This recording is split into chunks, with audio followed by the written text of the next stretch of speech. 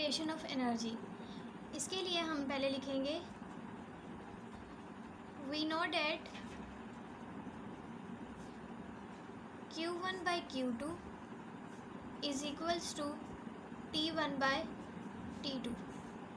ये कार्नेट इंजन की इक्वेशन थी। कार्नेट इंजन से इक्वेशन ली है। Q1 वो हीट है जो सिस्टम एब्जॉर्ब करेगा और Q2 वो हीट है जो सिस्टम रिजेक्ट करेगा सिंक में। यहाँ से अगर मैं इस Q2 की वैल्यू निकालूँ तो वो होगी T2 by T1 multiply by Q1। ये हमारे पास एक मेन इक्वेशन आ गई।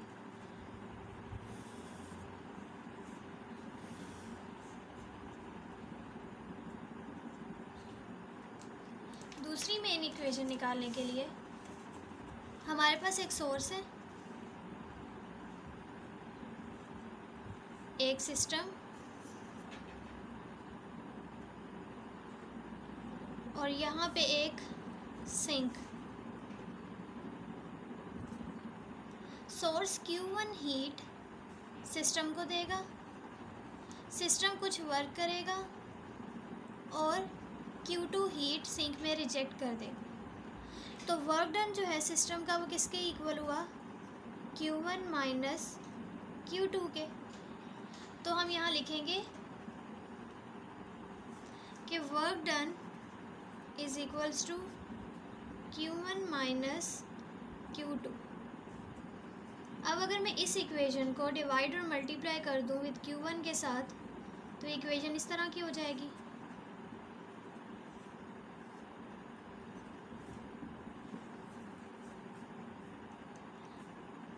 वर्क इज इक्वल्स टू, ये कैंसिल यहाँ पे 1 minus Q2 by Q1 multiply by Q1। अब यहाँ से कार्नेट इंजन की इक्वेशन से ये दोनों इक्वल होते हैं। Q1 by Q2 is equals to T1 by T2। तो यहाँ मैं वैल्यू डाल दूँगी और लिखूँगी कि also work is equals to 1 minus T2 by T1 और यहाँ पे Q1। ये हमारे पास दूसरी मेन इक्वेशन नहीं, अभी यहाँ से इस तरह भी हो सकता है। अगर एलसीएम ले तो work is equals to T1 minus T2 into Q1।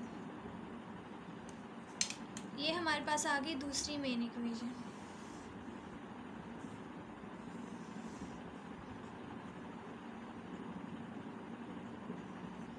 अब जो हमारे पास दोनों मेन इक्वेशंस आएंगे मैं उनको लिखती हूँ। यहाँ पे दोनों मेन इक्वेशंस मैंने लिख ली। ये Q2 जो हीट है, पहले ये देखते हैं। ये वर्क इस वर्क को हम बोलते हैं कि ये हमारे पास अवेलेबल एनर्जी है। सॉरी, अनअवेलेबल नहीं, अवेलेबल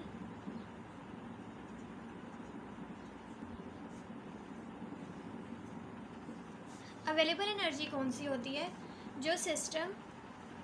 जो हीट, जैसे सोर्स ने Q1 हीट सिस्टम को दी, सिस्टम ने उसको यूटिलाइज़ किया इन डूइंग सम वर्क, तो वो एनर्जी जो यूटिलाइज हो इन डूइंग सम वर्क उसको हम बोलते हैं कि वो अवेलेबल एनर्जी है। और ये वाली Q1 जो थी ये टोटल एनर्जी है, क्योंकि सोर्स ने Q1 हीट ही या Q1 एनर्जी ही सिस्टम को दी थी। तो ये वाली हमारे पास क्या होगी? टोटल एनर्जी,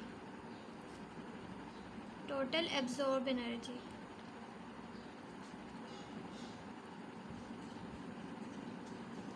यहाँ पे फर्स्ट इक्वेशन में देखो तो Q2 वाली कौन सी हीट है?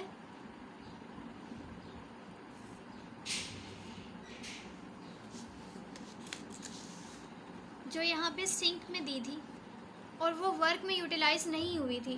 वर्क में जो यूटिलाइज़ हुई, जो बच गई, वो वाली हीट जो थी वो सिस्टम सिंक को देगा और वो Q2 थी। तो ये यूटिलाइज़ नहीं हुई इन डूइंग सम वर्क, तो इसको हम बोलेंगे कि ये अनअवेलेबल एनर्जी है। अनअवेलेबल एनर्जी जो क्या हुई? Rejected into sink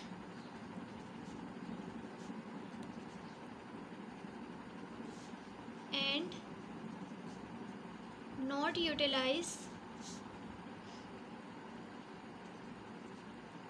in doing some work.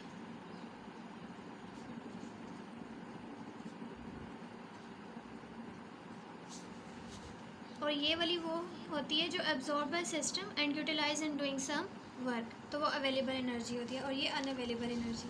और Q1 जो है वो हमारे पास वही टोटल एब्जॉर्ब एनर्जी है।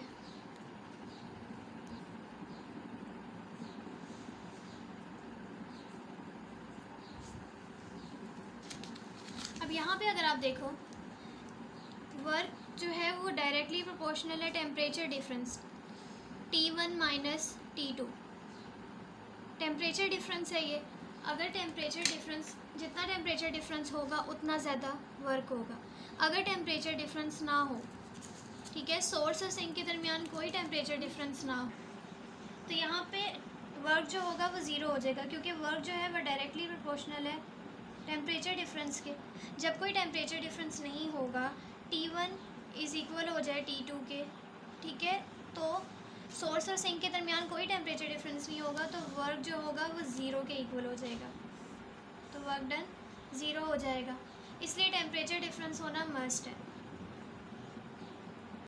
जब टेम्परेचर डिफरेंस नहीं होगा तो ये अवेलेबल एनर्जी जो वर्क डन में कन्वर्ट हो रही थी वो नहीं होगी, वो भी ज़ीरो हो जाएगी। और हमारे पास जो हमने पढ़ा था law of increase of entropy, वो भी कम हो जाएगी। तो ये चीज़ थी हमारे पास, इसी चीज़ को हम बोलते हैं कि डिग्रेडेशन ऑफ एनर्जी।